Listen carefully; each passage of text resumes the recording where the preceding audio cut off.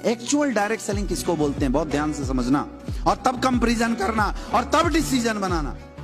Actual direct selling का मतलब होता है एक अच्छा प्रोडक्ट एक अच्छी अपॉर्चुनिटी के साथ मार्केट में बेचना। उस प्रोडक्ट की एक्चुअल कॉस्ट होनी चाहिए।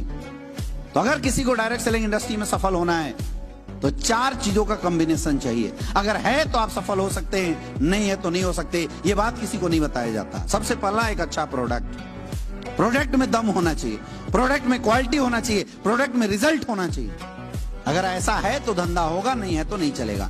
लेकिन मेरा सवाल है, क्या सिर्फ अच्छे प्रोडक्ट बेचने से सफल हो जाएगा? नहीं हो सकता। ये होटल है रमाडा, 35 करोड़ की होटल है, लेकिन इसके मालिक को कोई पैसे की प्रॉब्लम आ गई और उसने आपको बोला कि भाई साहब 35 करोड़ की होटल है, मैं आपको 5 करोड़ में दे दूंगा। मुझे बताओ ये फायदा, ये जो सौदा है फायदे का है नुकसान का है? लेकिन क्या ये अपॉर्चुनिटी आपके लिए है? क्या आपके पास 5 करोड़ है? फायदे का बिजनेस है, लेकिन फिर भी आपके किसी काम का।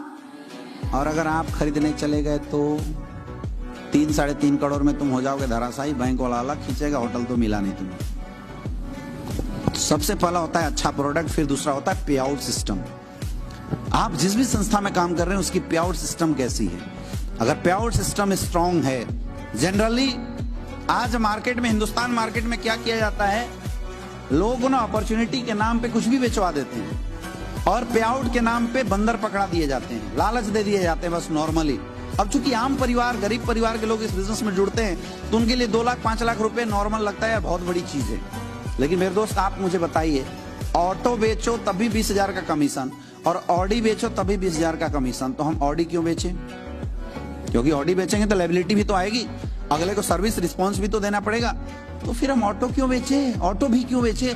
अगर 20,000 ही कमाना है तो फार्चून की दुकान चला के साबुन तेल निरमा सरफ ना बेच लें, कम से कम लायबिलिटी तो नहीं रहेगी, है या ना? लेकिन हिंदुस्तान में क्या किया जाता है, ऑडी बेचो तभी 5,000 20,000 और ऑटो बेचो तभी 20,000 रुपए। पे आउट ऐसा होना चाहिए जो पे आउट में दम हो। आज हिंदुस्तान में जितनी भी कंपनियों ने काम किया उन्होंने फॉरेन पॉलिसी बनाई और पे आउट सिस्टम को मार दिया। लोगों की पे आउट 6-6 महीने डिले कर दिए, लोग मरने शुरू हो गए।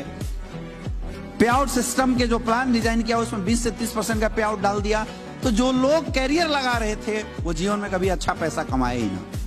तो पहला एक अच्छा प्रोडक्ट, दूसरा एक अच्छा पे आउट, और तीसरा प्रोडक्ट और अच्छा पे आउट के बाद भी कैरियर नहीं बनती। तीसरी एक और चीज है जो आपको अच्छा होना चाहिए, दैट इज कॉल्ड एजुकेशन। सीखना पड़ेगा। हम में से कोई भी MBA करके नहीं आया, हमारे में से कोई भी बाप दादाओं ने बिजनेस नहीं किया है जो हमें बिजनेस की वर्ड बता सके। तो इस बिजनेस में अगर हमें सफल होना है तो जिस कंपनी के साथ हम काम कर रहे हैं उस कंपनी के पास एक अच्छी एजुकेशन, स्ट्रॉन्ग एजुकेशन सिस्टम होना चाहिए। हिंदुस्तान डायरेक्ट सेलरों को कंपनियों ने ना सेल्समैन बना के छोड़ दिया। ये बिजनेस था लोगों को बिजनेसमैन बनाने का, लेकिन क्या बना के छोड़ दिया गया? सेल्समैन बना के छोड़ दिया गया। सेल्समैन की एक लिमिटेशन है, वो 1 लाख तो कमा सकता है लेकिन जीवन में कभी 10 लाख नहीं कमा सकता। जैसे सेल्समैन जीवन भर काम करता है और जीवन भर पैसा कमाता है, जिस दिन वो काम छोड़ेगा उसके पैसे बंद हो जाएंगे। डायरेक्ट सेलिंग इंडस्ट्री था बिजनेसमैन, पैसिव इनकम लेने का बिजनेस, लेकिन यहाँ पे क्या बना दिया गया? सेल्समैन बना दिया गया। और फिर होता है एक अच्छा अपलाइन।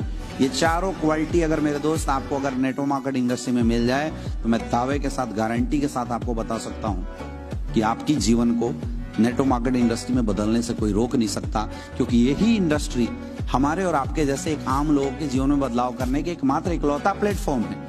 इस इंडस्ट्री में कोई रिकॉग्निशन पूछा नहीं जाता, इस इंडस्ट्री में कोई औकात नहीं पूछी जाती, इस इंडस्ट्री में किसी की कोई पर्सनल पहचान नहीं पूछी जाती, एजुकेशन क्वालिफिकेशन किसी का नहीं पूछा जाता है।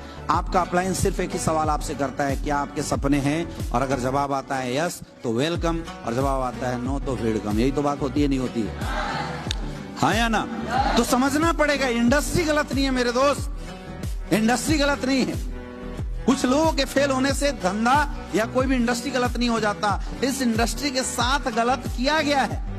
तो मैं बोलता हूं, क्या बंदर बेचने के धंधे को आप डायरेक्ट सेलिंग बोल सकते हैं? लेकिन लोगों ने बोला है और ये आपको समझना पड़ेगा। इंडस्ट्री में कैरियर बड़ा है, लेकिन हमें यह समझना पड़ेगा कि किस संस्था के साथ हम काम करें जहां पे हमारी बड़ी कैरियर बन सकती है। और उसकी पहचान इन 4 क्वालिटी से किया जा सकता है। यही बात आज तक हिंदुस्तान के डायरेक्ट सेलरों को पता नहीं चला, जिसकी वजह से हिंदुस्तान डायरेक्ट सेलर यूज होते चले गए हैं। ये 4 चीज को आपको चेक करना पड़ेगा मेरे दोस्त, और आप मैं बोलता हूं चेक करो, एसलीपीएस वेलनेस के अंदर चेक करो, क्या एसलीपीएस वेलनेस के प्रोडक्ट अच्छे हैं? अगर जवाब है यस तो काम करो, नो तो मत काम करना। दूसरा, क्या एसलीपीएस वेलनेस के पे आउट सिस्टम अच्छे हैं? हिंदुस्तान की पहली ऐसी कंपनी है मेरे दोस्त जो लिखित प्लान में 60 से 70% का पैसा लिख के देती है। गुमराह की बात नहीं है, सच्चाई है। ये वजह है कि पिछले 9 साल के अंदर एसलीपीएस वेलनेस में 260 से ज्यादा लोग डायमंड है और 150 से ज्यादा लोग करोड़पति क्लब में हैं। पे आउट सिस्टम का दम है, ये पे आउट सिस्टम की ताकत है। पे आउट सिस्टम की ताकत है कि एसलीपीएस वेलनेस जिसने धंधे की शुरुआत आज से 9 साल पहले 0 से कंपनी ने किया था, आज इस कंपनी के पास खुद की 5 फैक्ट्री है और टर्नओवर के मामले में हम हिंदुस्तान की 3री नंबर की कंपनी बन चुके हैं। और उन कंपनियों को हमने पीछे किया है जो पिछले 20-30 साल से काम करती थी। ये काम एसलीपीएस वेलनेस ने किया है, क्योंकि एसलीपीएस वेलनेस के एजुकेशन सिस्टम में भी दम है।